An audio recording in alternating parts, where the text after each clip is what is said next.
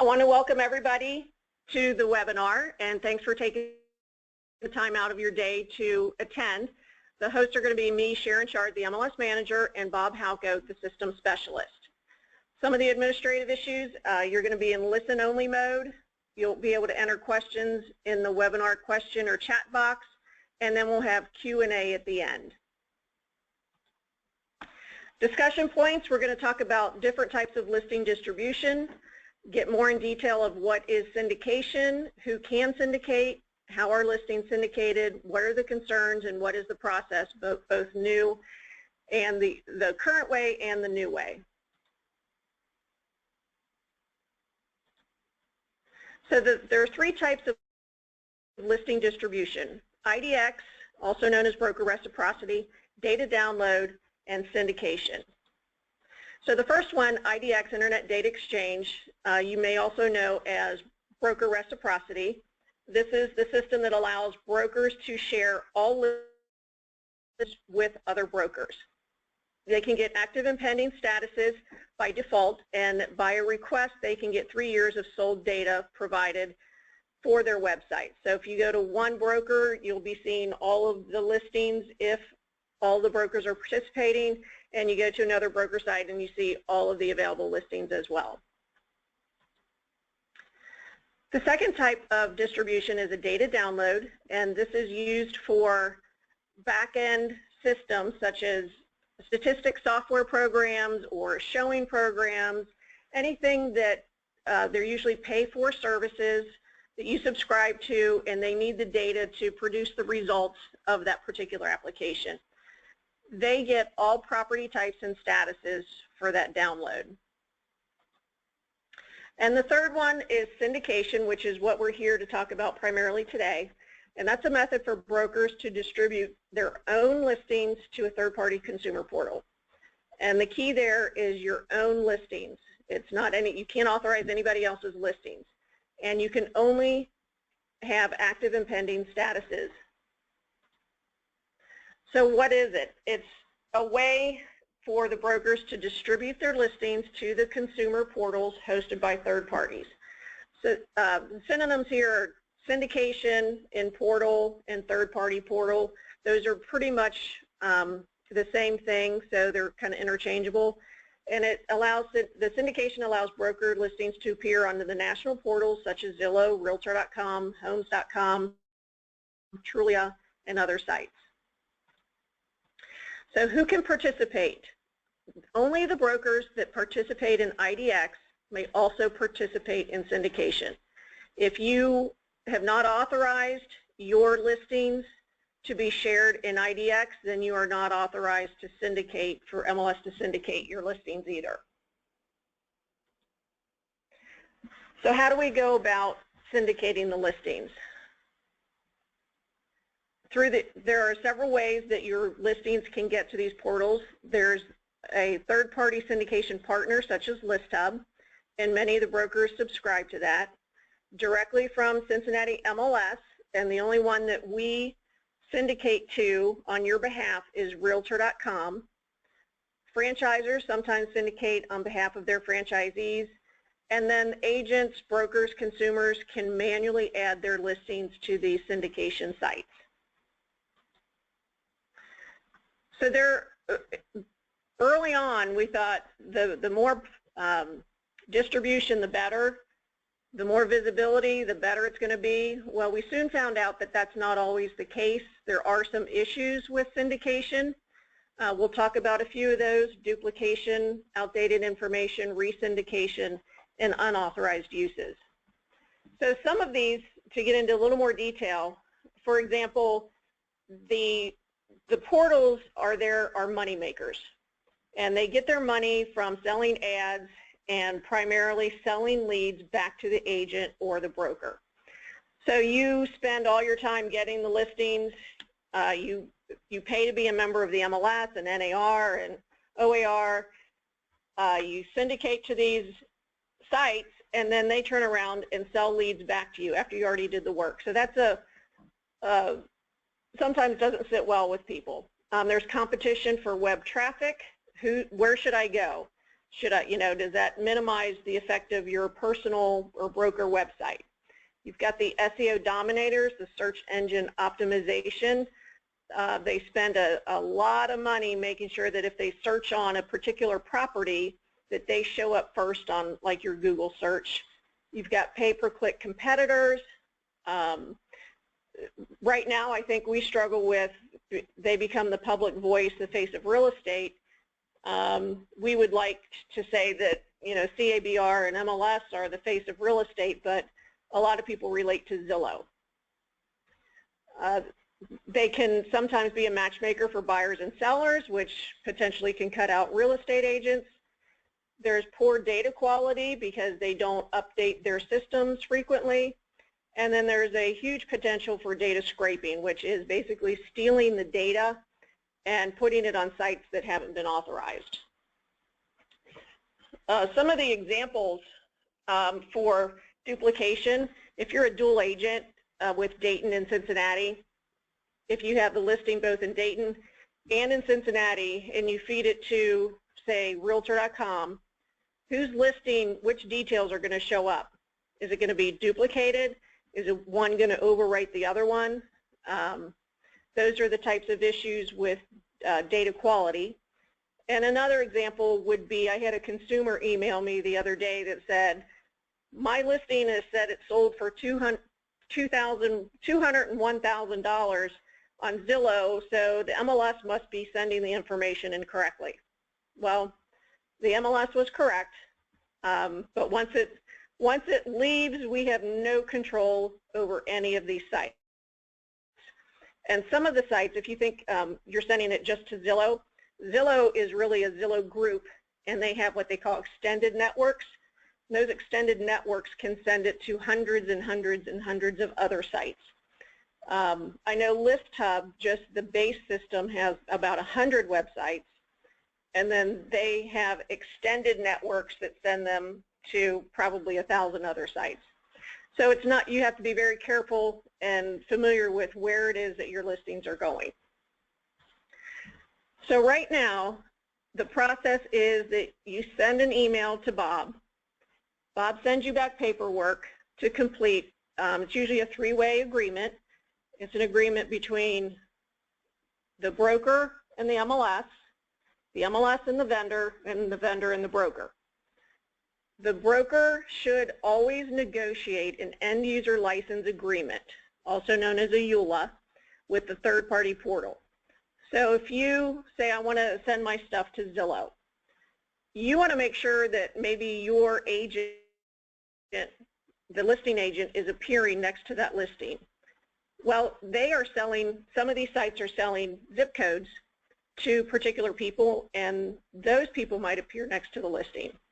So those are the types of things that you need to make sure that you have an agreement with that portal to make sure that what they're displaying is what you agree to.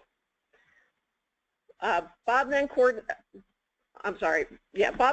with Rappattoni, configures the system to allow broker listings to be distributed.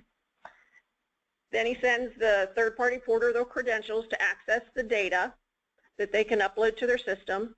And the process typically takes 3 to 10 business days, and most of the delay is paperwork and getting the people to sign all the paperwork correctly and provide all the information that's necessary. So what we have done, we had a task force last year, and the result, I don't think Bob likes to hear this, but they termed it Halco Hub because he actually created the idea and the concept and pitched it to Rappattoni, and Rappattoni implemented for us. So I'm going to turn this over to Bob, and he's going to go through the technical side of the system that we've created. Thank you, everybody, for joining the webinar this afternoon. And I'm going to give you a brief overview how this is going to work. I'll let you know right off the bat that this will be available in your Rappattoni MLS hopefully next Thursday, May 5th. Our last webinar is on Tuesday, and then we need one day to get it set up and configured, and then it should be good to go. I'm demonstrating this afternoon on our testing system, and so what you're going to see is exactly how it works, and I'm going to give you all my hints and ideas on how this is going to work.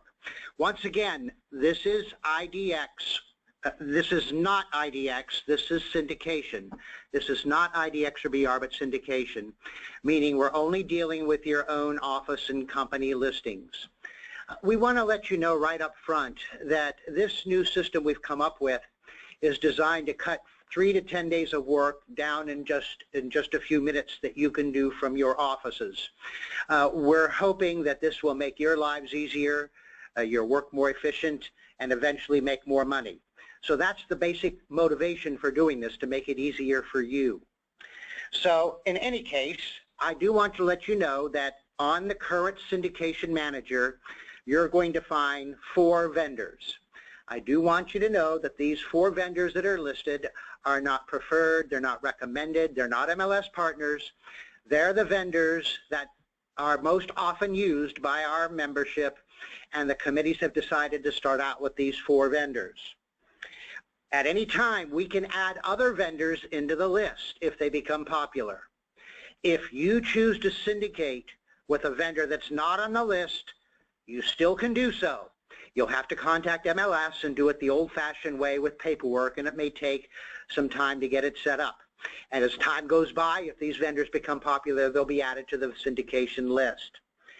So keep that in mind. I also want you to know that this new system leverages the Rapatoni RET server that is run by Rapatoni on our behalf, that deals with all these distribution of data to these vendors. So this basically is a front end to that RET server. In the past, Rapatoni managed the RET server. Now you're going to be able to manage the RET server when it comes to your own company listings. I do want you to know, when you see the manager for the very first time, there'll be 4 vendors on it, and for quite a bit of you, some of you will already see that you've opted in to syndication through that vendor. For example, Realtor.com is going to be one of the vendors on the list. Originally, Realtor.com was run and owned by NAR.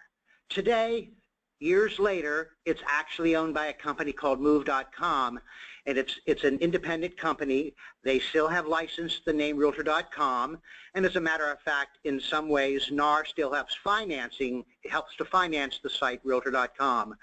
But technically, they're no different than Zillow, and technically, they're really not an MLS partner anymore. Prior to the syndication manager, when a listing went into MLS, all listings were sent to Realtor.com because they were more or less a partner. Under this new scenario, when you go to the syndication manager, you're going to see Realtor.com, and it'll say you have opted in equal yes. Now you have, for the very first time ever, the ability to opt out and say, no, I don't want my listings to go to Realtor.com. That is your choice. As a matter of fact, I do want you to know at this point that this is a very easy, simple, harmless system. If you go in and by error opt into a vendor, you can just as easily opt out of the vendor. And it's very easy to do, it's instantaneous, and we're here to help you if you need that help. I do want to let you know there's 2 things I'm going to stress from this point forward as I begin to show you how it works. Number 1, we're going to allow you to use the manager to simply change no to yes, and your listings will be available to that vendor. But I want you to realize that there's a little bit more to it than that. I want you to consider this analogy. Let's pretend you showed a home to for one of your buyers last evening, and you wrote an offer to purchase it. And you decided to go ahead and put the offer to purchase in the listing agent's mailbox at their house. But you forgot to tell the agent that you put it in the mailbox. That offer to purchase could stay in there for an hour, several hours, days, or perhaps forever, because you forgot to call the listing agent and let them know it was in their mailbox. It's the same scenario here, friends. If you say opt-in equal yes, those listings are sent to the bucket of that vendor. But each of the 4 vendors require that you contact them to let them know that your listings are now in their bucket to be syndicated. You can have a nice conversation with them to find out what's required. Here's the bottom line. We want the vendor and you, the broker principal, to be on the same page. You expect a product.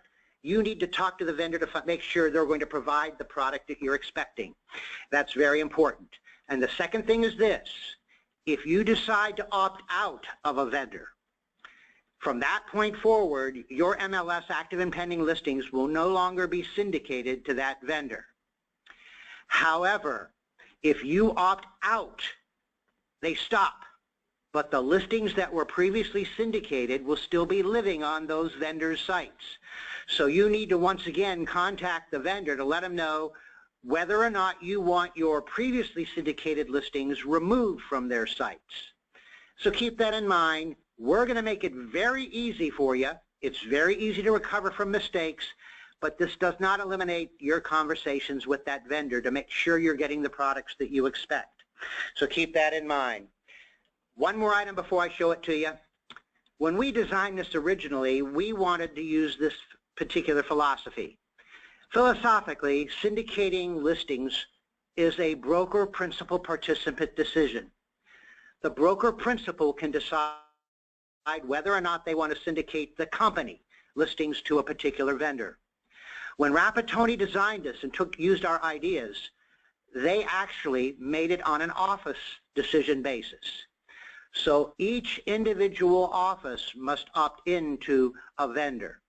There's no way for one click to send all the listings from all your offices to the vendor. However, we still view this philosophically as a broker principal decision. So for you brokers out there, keep in mind, you're going to have to decide and have some meetings or communication with your managers and administrators whether or not the main office and the broker principal is going to make this decision, or you're going to let each manager of each office have a little bit of autonomy and make their own decisions. That's entirely up to you how it works. So listing syndication manager is available to anybody in your company or office who has access to the office menu. That would be brokers would have access to the office menu of all the offices. Managers would have access to just their office. Administrators would have access to the office menu just for their office. But keep in mind, some broker principals have allowed an administrator to have company-wide access and manage all the offices as well. And anybody else you may have accidentally granted the office menu to will have access to this. So it's very important you're aware of that. And philosophically, it's going to be your decision on how you're going to handle this within your company. I do also want you to know, this is the last thing, and then I'll show you how it works, and that'll be the quickest part, that the MLS has some back office operations. Our manager on our end actually keeps a log of everybody who is opting in and opting out.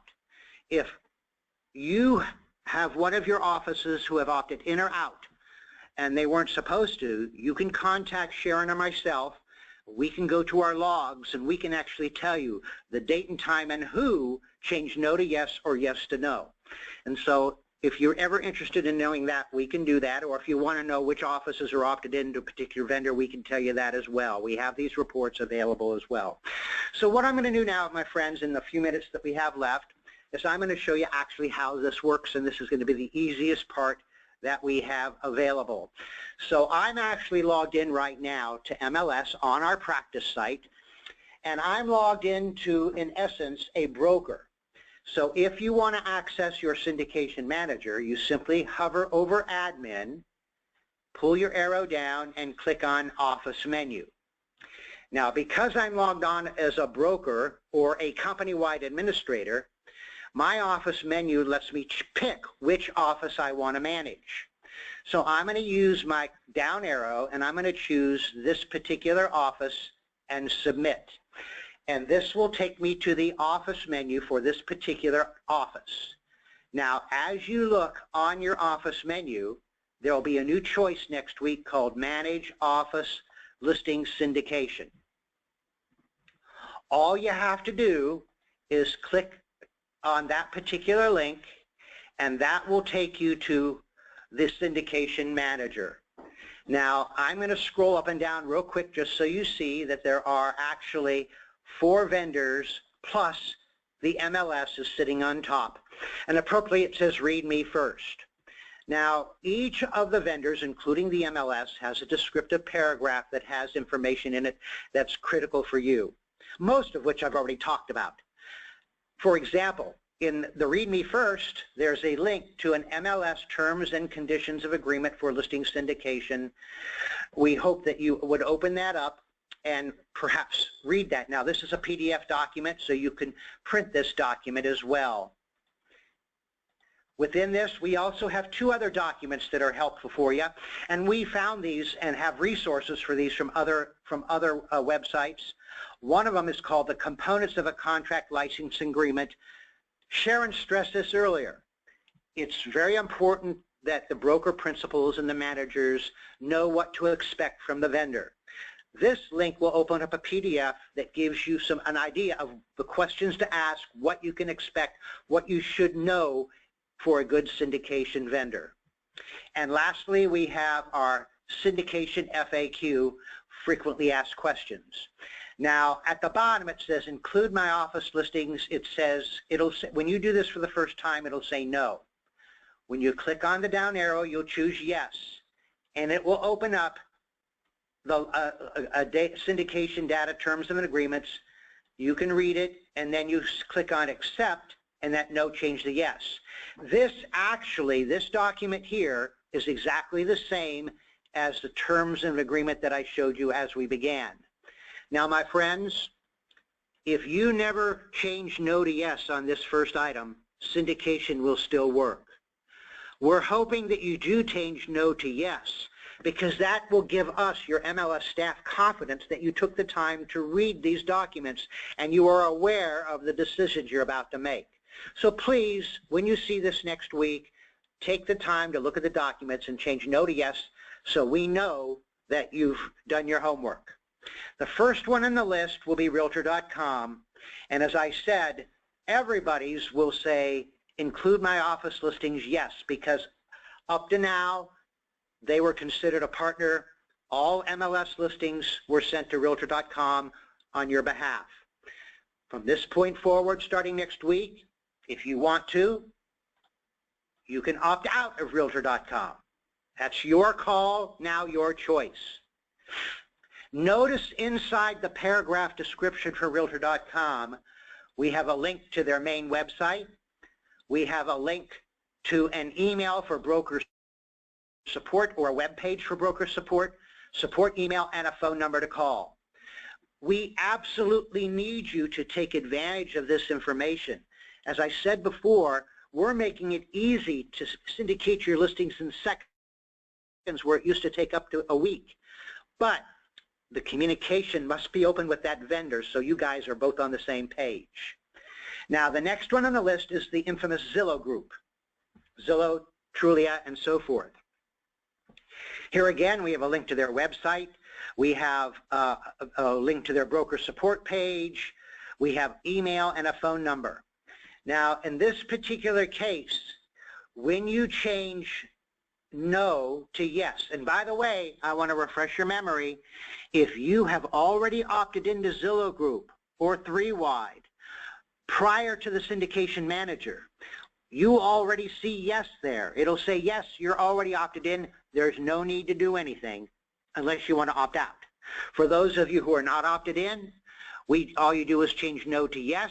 It will bring up an end user license agreement. Now notice this particular one for Zillow, and this is the one I want to share with you. Zillow is the one we've been working with most closely, and they've told us what they need. So as you can see, I've made it painfully obvious that they want you to contact them via email or call them on the phone to let them know that your office listings are now syndicated. Now remember, I see office listings because we're syndicating one office at a time, so you'll have to do this for each of your offices. If you're the broker or have an admin with company-wide access, that person can take care of it all, but one office at a time. So I'll accept this agreement and no changes to yes. Keep in mind, in bold print in that center section, it says you must contact that vendor for procedures. And also it indicates that there are no charges from the Cincinnati MLS for syndication. There never is charges. There never were charges. There's not going to be charges in the future. However, the Zillow Group has many different products that they offer. They do syndication, they host agent websites, they host broker company websites. The syndication part is all we're talking about this afternoon, and that probably will be free with Zillow. But the reason we put that disclaimer in there is because we want to make sure you're on the same page. If you call Zillow Group and you buy a website instead of syndication, that may cost you something. We're just talking about syndication here. Underneath that, we have homes.com. I'm not going to go through it again. Everything is about the same. You must accept the end user license agreement to change no to yes. Now, the last one is ListHub. And as Sharon pointed out, it's a little bit different. The purpose of ListHub is to syndicate to hundreds, if not thousands, of websites around the world. As an example, I had a broker call me this past week who wanted to syndicate their company listings to what we call the LCI listing book, which is the old Homes magazine that used to be in all the Krogers and the Walgreens and so forth. Well, we do syndicate to that entity. We only have 3 brokers who do. And that was curious until I realized and remembered that LCI listing book is one of the targets when you syndicate with ListHub. So if you syndicate with ListHub, then that possibly could be one of the sites that your listings would appear, and that probably explains why we don't have a lot of people syndicating with the listing book any longer, because it's simply grouped with the ListHub. And so keep that in mind. Those are the vendors we have today. We could add more. Some could go away. Now, when you're done here, you click on Save and Exit. When you do that, it'll click on OK, and now you have syndicated. I do want you to understand, if you have only one office within your company, when you go to Admin Office menu, it will go directly to the Office menu. There'll be no office selection list. But the last thing I want to share with you this afternoon is if I want to show you that this will work for brokers, administrators, personal assistants, agents, for everybody who belongs to MLS. If you hover over listings and come down and point and click on View Office Listing Syndication, it will bring up the Syndication Manager, and you can see it says no and yes. Now, when an agent looks at this, they are not able to change no to yes or yes to no. This is just a disclosure page. Notice in the upper left-hand corner it says Edit Office Syndication Settings. The only reason that button is there is because I'm logged on as an office administrator or broker. If I was a normal, everyday garden variety agent, that button would simply be missing. You could just view your syndication partners. But I do want you to remember that that's a little bit misleading, because some of you may syndicate to vendors not on our list of 4, and your company may be syndicated in many of those other ways Sharon mentioned. So it's a little bit misleading. Those probably are not all the places your listings go. It's only the ones that are managed through the MLS Listing Syndication Manager. The last thing I want to let you know, to remind you, is that this should be available, fingers crossed, next Thursday, May 5th. And I hope it will be easy for you. If you have any questions, you can call the MLS and ask for Bob or Sharon, or you can email me at my regular email address, and I'll help you out.